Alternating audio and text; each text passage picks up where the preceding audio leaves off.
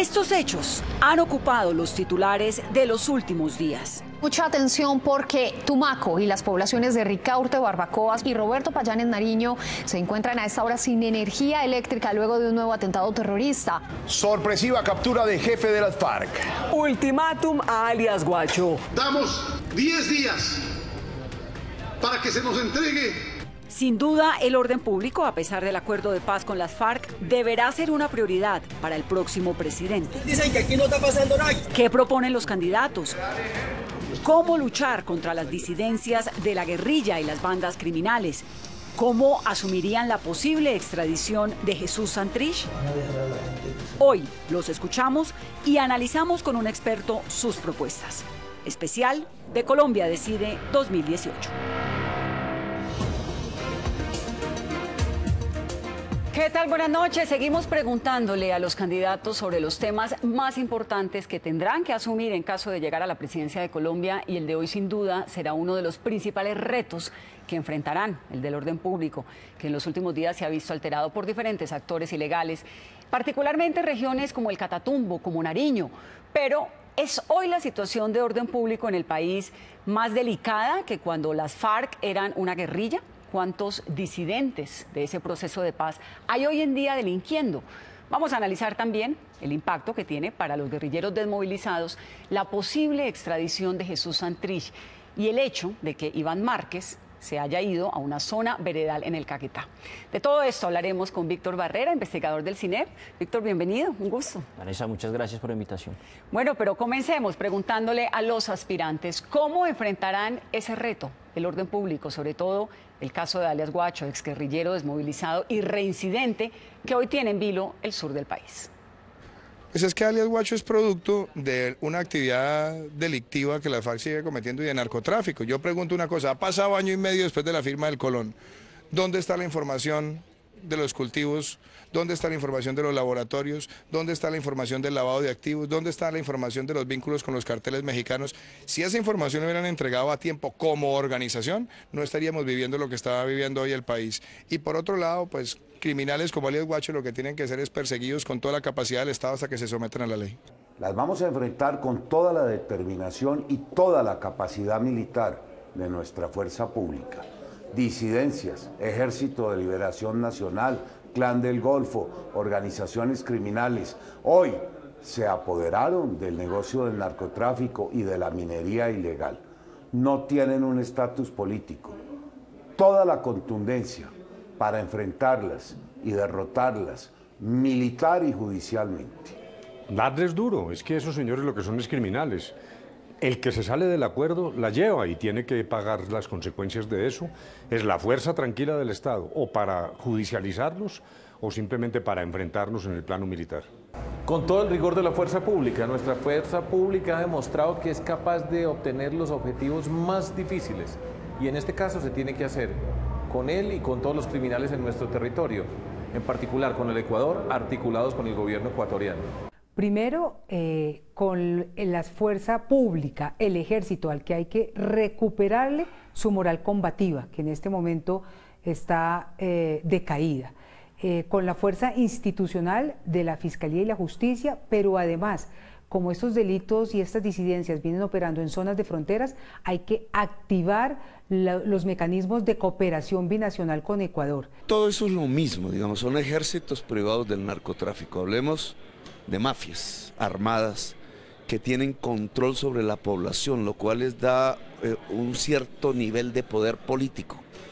Y lo primero que hay que hacer para debilitarlas, con los nombres que tengan, es quitarles ese poder a partir de quitarles la población. Cuando estamos hablando de zonas rurales, la población que controlan es la cultivadora de hoja de coca.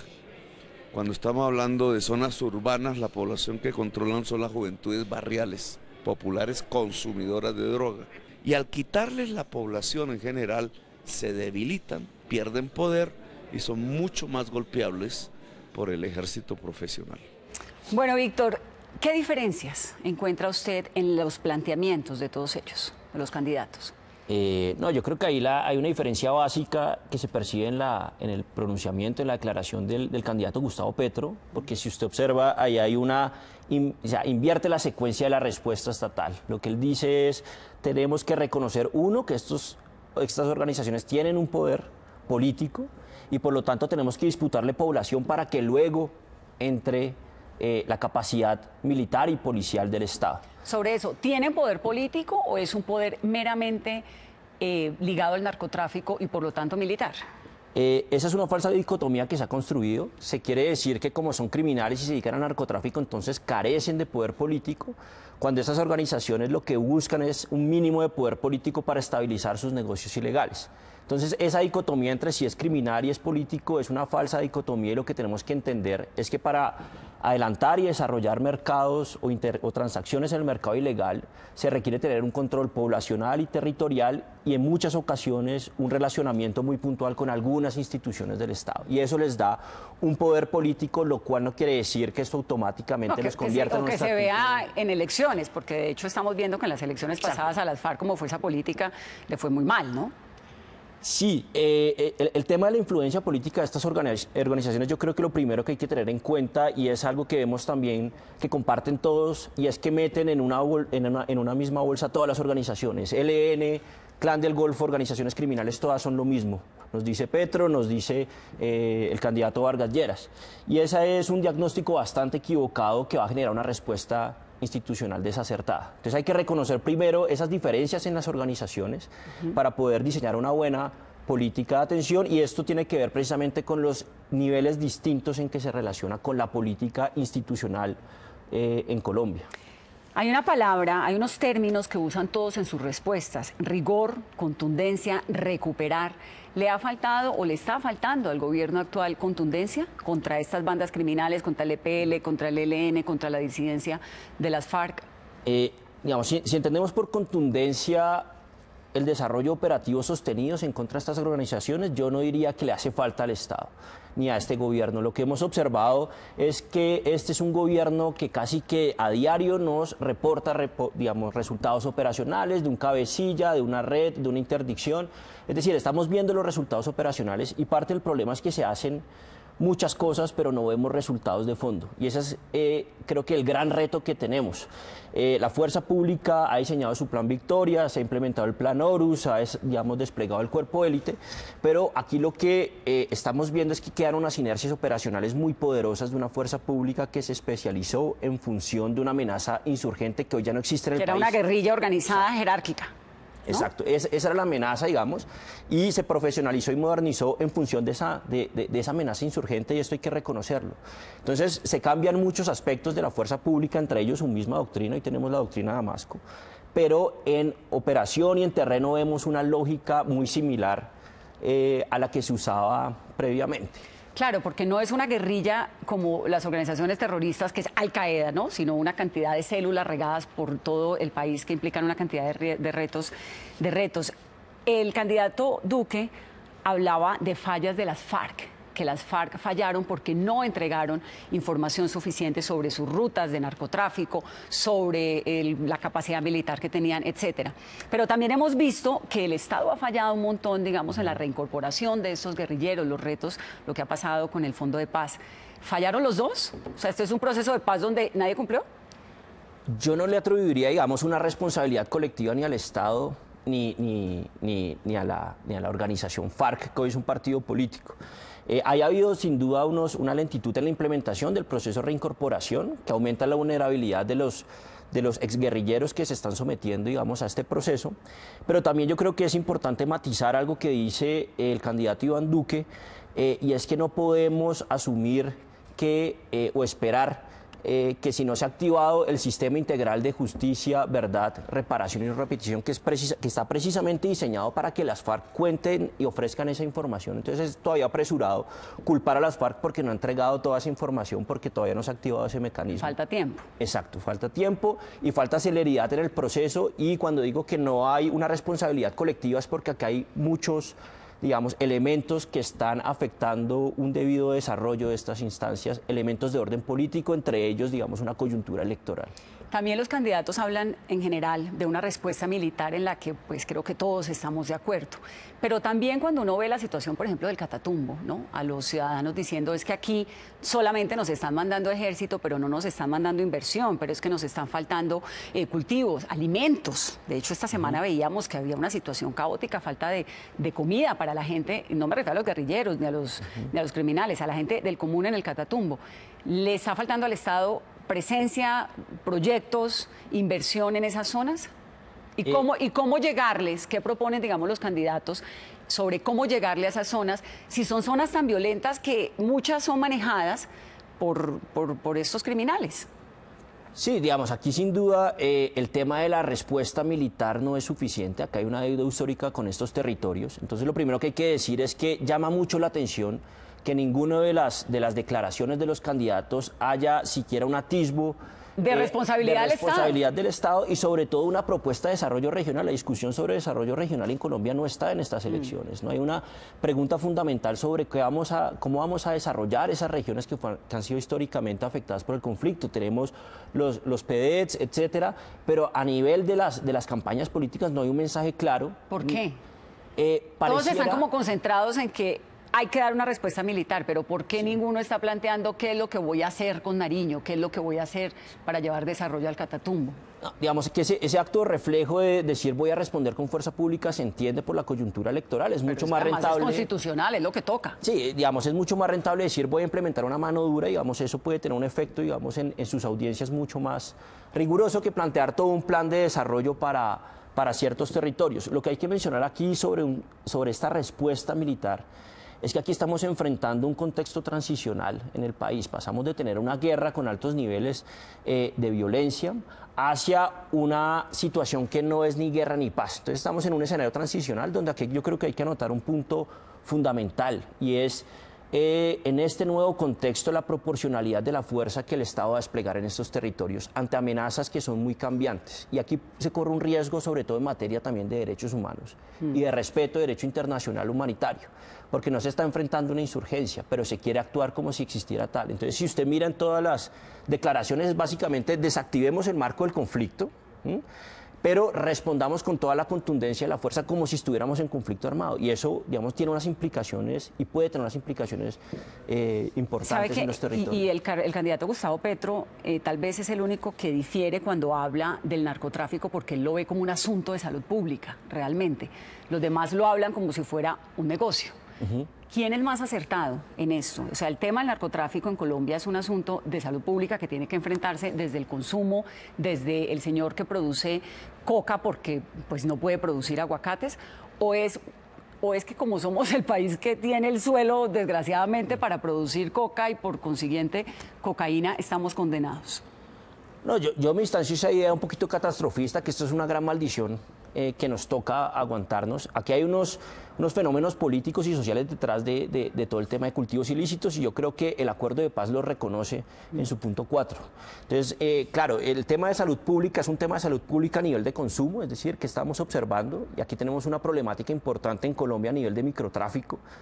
Que tampoco salen las discusiones de narcotráfico porque lo asumimos como una problemática general, pero aquí hay que desagregarlo en sus componentes básicos y uno de ellos es entonces el consumo y el tema del microtráfico y ahí un enfoque de salud pública es fundamental, pero también hay que entender a nivel de los cultivos ilícitos y en esto yo creo que el acuerdo de paz tiene un planteamiento adecuado y dice y reconoce el problema de los cultivos ilícitos es la manifestación más extrema, un problema grave. El acuerdo lo tiene, pero los candidatos lo están manejando así. No lo están manejando así, lo están manejando únicamente como un problema de orden público. Exacto. Y con un agravante y es asumir en algunas de las declaraciones, sobre todo las del candidato Iván Duque, considerar que las FARC eran los dueños del negocio del narcotráfico y las FARC eran un actor importante, pero ahí entran muchos actores y es importante también decirlo, ahí también hay unos actores legales, sobre todo en proceso de lavado de activos, etcétera, que no hay ninguna apuesta concreta para decir cómo se va a atacar esas dinámicas y esos traslapes que hay entre la ilegalidad y la legalidad. Y ese es un tema importante que ni se asoma a ninguna de las declaraciones. Grandes retos para los candidatos a la presidencia. Continuamos, Colombia Decide 2018, retos y propuestas de los candidatos. Y el próximo presidente de nuestro país tendrá que decidir si extradita o no a Jesús Santrich. Finalmente, pues es el presidente de la República el que firma el envío a Estados Unidos. Por eso vamos a comenzar con este tema. Ya vamos a hablar del caso de Iván Márquez, el exguerrillero, exmiembro del secretariado negociador, que se fue para una zona veredal en Miravalle, en el Caquetá. Ya vamos con eso, pero comencemos, Víctor, con Jesús Santrich. ¿Qué dicen los candidatos? ¿Lo extraditarían o no? Sí. Sí, por supuesto. Si la JEP, la Justicia Especial para la Paz, como está escrito en los acuerdos, determina que el señor Santrich cometió delitos y estos de narcotráfico hacia los Estados Unidos después de los acuerdos de paz, queda en curso la extradición. Y si soy presidente de Colombia, lo extradito. Pues lo primero es ver si realmente es responsable de lo que se le acusa. Segundo, el concepto de la jurisdicción especial sobre la fecha y de la Corte Suprema. Surtido ese trámite, sí lo haría. Y yo no vacilaría en sentar un claro precedente frente a todos los demás integrantes de esa organización que recibieron los beneficios del acuerdo de paz. No pueden volver a reincidir, tienen que apartarse del mundo delincuencial o correrán la misma suerte. Claro que lo extraditaría. Y es que un narcotraficante que ha cometido un delito y con una evidencia como la que ya ha sido señalada por el fiscal general de la Nación y adicionalmente por autoridades de otro país, amerita que las autoridades obren rápidamente para dar la autorización y que el presidente de la República comprometa su responsabilidad y lo envíe de inmediato. Ahí sí, Víctor, todos de acuerdo, ¿no? Si no cumplió el pacto de paz, extraditados. Pero ¿qué impacto tiene esa posible captura y luego esa posible extradición en los guerrilleros rasos, los que se encuentran en las zonas veredales? Sobre todo teniendo en cuenta que hay líderes como Catatumbo, como Álape, que están poniendo en duda la veracidad de las acusaciones contra Jesús Santrich. Sí, no, yo creo que la pregunta es esa. Yo simplemente anotar hay un matiz muy pequeño, pero solamente Humberto Lacalle parte de la presunción de inocencia de Jesús Santrich, digamos. Y junto con Gustavo Petro son los que dicen lo que aquí tiene que activarse es toda la institucionalidad transicional, que pueda dar cuenta si cometió ese crimen después del 1 de diciembre de 2016 o no. Si le dan como ese marco de duda, sí, ¿no? Digamos, y aquí yo creo que es un tema que hay que manejarlo con responsabilidad porque todavía no se ha emitido, digamos, una decisión judicial al respecto. Pero la pregunta es precisamente no solamente si lo extraditarían o no, sino las consecuencias que usted está notando. Y es comprensible que esto envía un mensaje de incertidumbre a la guerrillerada. Y esto es complicado precisamente porque hemos visto que hay un proceso de reincorporación muy lento con muchísimas dificultades. Muy complejo. Entonces, claro, ahí tenemos un gran marco de incertidumbre con unas bases materiales que no les da, digamos, bases a la guerrillerada para tener, digamos, una mayor confianza en el proceso, pero además de eso es comprensible pues también que los otros miembros de la FARC pues tengan también un manto o levanten un manto de duda acerca de las pruebas que se han recopilado. Yo creo que eso es normal. Hasta donde hemos conocido parece que las evidencias existen, pero pues yo me abstendría de emitir un juicio sobre si fue o no culpable. Pero el mensaje, digamos, para la guerrillerada, como decimos, ¿podrían aumentar las disidencias? Existe esa posibilidad. Existe la posibilidad de que la incertidumbre jurídica asociada a este fenómeno pueda, digamos, potenciar, pero yo creo que también aquí hay una apuesta en muchos territorios. De hecho, ayer, por ejemplo, lo observamos con el lanzamiento de una de las campañas de Colombia 2020, pero que mostraba, claro, hay unos nuevos asentamientos, 32 nuevos asentamientos más allá de los espacios territoriales, y como lo verificó la misión de Naciones Unidas, hay muchos emprendimientos que no se han hecho. Que no se han hecho, pero la misma guerrillerada se ha encargado de desarrollarlos, digamos. Y eso es bastante positivo. Eso da muestras que yo creo que también en un contexto muy crítico, muchos excombatientes de las FARC están realizando iniciativas por su propia cuenta, digamos, cultivos, pesca artesanal, etcétera. Y esto, digamos, no solamente lo estamos observando, sino que lo dice la misma misión de Naciones Unidas. Bueno, el tema de Márquez, hay quienes dicen que Márquez se fue para esta zona veredal un poco para calmar a los guerrilleros y decirles tranquilos que todo está bien, pero también cabe la posibilidad de que es que se esté escondiendo. No, digamos, yo creo que son dos posibilidades, dos hipótesis, todavía nos manejamos como en un plano muy hipotético, pero no son excluyentes, ¿no? Puede estar buscando las dos cosas, pero en principio yo me atengo en que... Está controlando. Exacto, está buscando, digamos, socializar, dar un parte de tranquilidad en las bases y evaluar también cuál va a ser la posición que ellos van a tener respecto a un tema que hay que decirle, un avance del tema de reincorporación que es crítico realmente. Sí, Víctor, un gusto, gracias. Vanessa, muchas gracias. A ustedes que tengan una feliz noche, herramientas, análisis, para que usted defina su voto con la mirada puesta en el país que todos queremos.